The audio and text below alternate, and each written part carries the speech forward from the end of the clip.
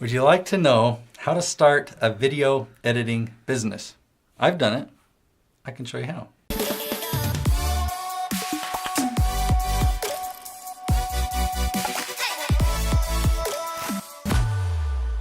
Hey, it's Scott Christopher once again here with Nate, Be the Hero, Nate Woodbury, Nate. We're talking about, as we just teased a moment ago, how to start a video editing business, which you have done. So tell us how it happened, how we do it. Yeah, what I did and what I recommend that you also do is to offer your video editing services for free at first. Oh, okay. It doesn't have to be... I was going to say, not much of a business. It doesn't have to be tons of clients, but you've got to get a track record. You've got to build a portfolio. Totally. And offer your full service, the best that you can offer for free. And, you know, pick a client that is like your ideal client. Somebody that you want to work with more clients like this. Pick somebody and let them know, be upfront and just say, you know what? I'm wanting to launch a new video editing company or video editing service. I want more clients like you, but I need to build my portfolio. Can I offer you my services for free to use in my portfolio? And do you find that most people will respond positively to that?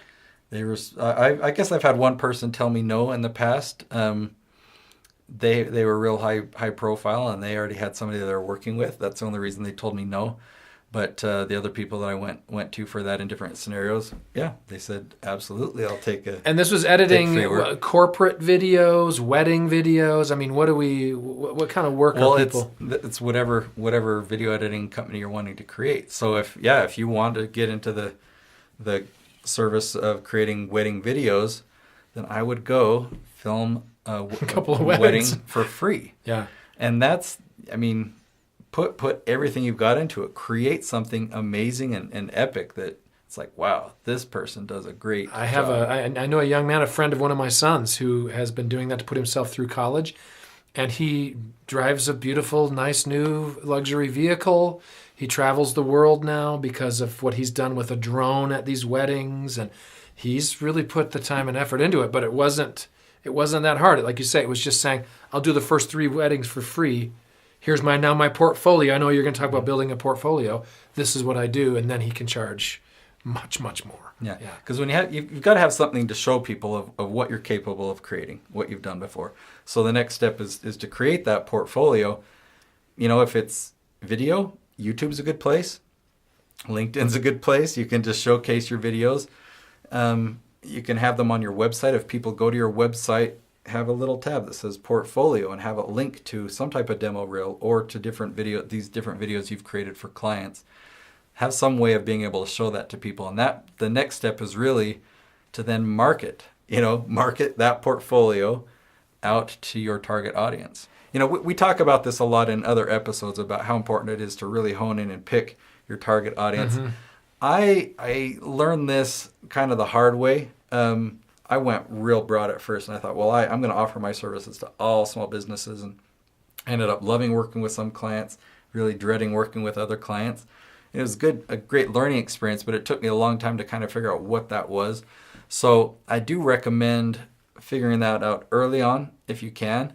Sometimes it's easier said than done because you think, oh, this is the type of client I want to work with, but you haven't ever worked with them before yet, so you don't know because I thought that I would really love working with dentists, but after working with dentists and realizing that they don't want video marketing, they want a website.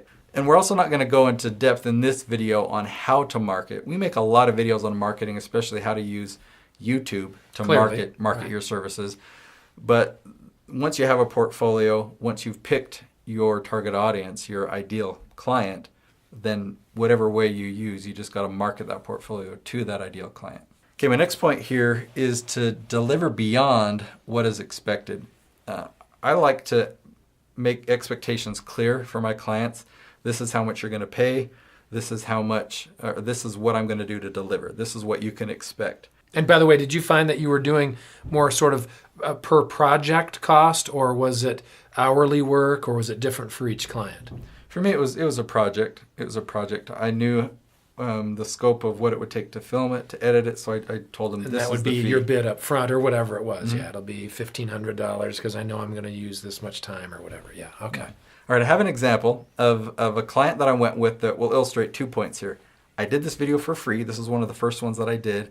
And I over-delivered beyond what she was expecting. So she put on a really big event downtown Salt Lake City. She invited me to come and film and get some B-roll footage of her speaking on the stage.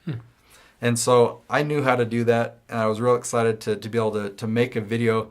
She was expecting to really, in that case, just get a lot of raw footage. But I went above and beyond. I got some amazing B-roll footage. I followed her around with the glide cam. I got some shots behind the audience where it blurred their heads and focused on her up on stage. I also did something that she wasn't expecting as well. I took a lot of the participants from her event out into the hallway, and I got testimonials talking about what they had learned. I went towards the end of the event so they could talk about what they had learned from her, their experience, their kind of like their ahas of how they're going to change, or how they are now changed having attended this event.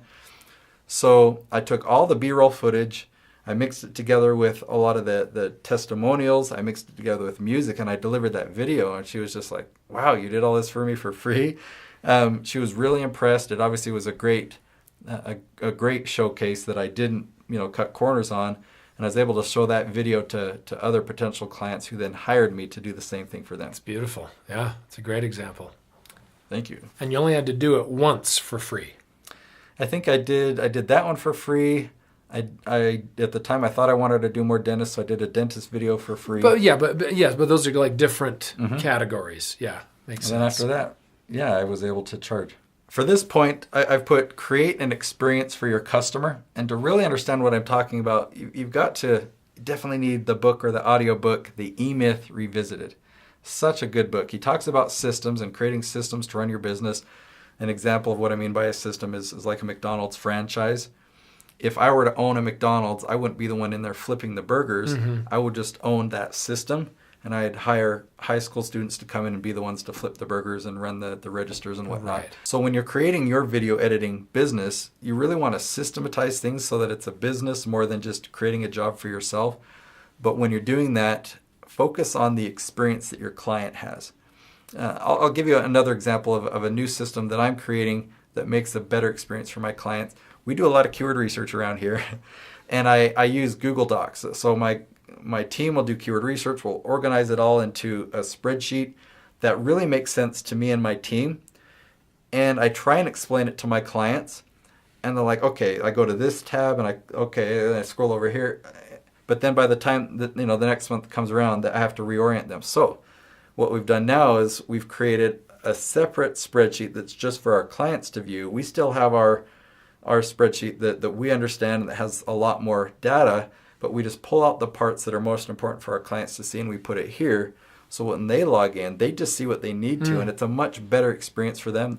They're happier. That's what I'm talking about with creating a better client experience, creating systems that will have your customer in mind so that they really enjoy working with you. And there's also things that I'm working on to really help my clients feel pampered, that they really feel, wow, I really like working with Nate. This feels good. This feels fun. I feel taken care of. And of course, if you want to create a video editing company like I have, then you need to hire people in the Philippines. We've talked in other episodes, you'll find them up there, of why specifically the Philippines. Yes, that does sound random. Just to all of a sudden go, and our final point, hire Filipinos. It's like, what are you? The people editing this video, you guys know. I just returned from a trip to the Philippines, met my team for the first time. Totally amazing. But again, that's a topic for another video. The biggest reason is when you outsource, it frees up your time, but also hiring somebody in the Philippines, it's cost effective. I can hire somebody in the Philippines for about 1/10 of hiring somebody here in Utah. And so when you create and you still get the quality that you need. Oh, absolutely. Yeah, you don't want to sacrifice on quality. That's not the point. But if you can get the same quality, a much more efficient price, then you have now profit margins that you can have a successful video editing business. That's how I did it. I mean, that was simple, but that's really the steps that I followed. And if I would have had this outline, I probably could have got things off a little bit smoother start.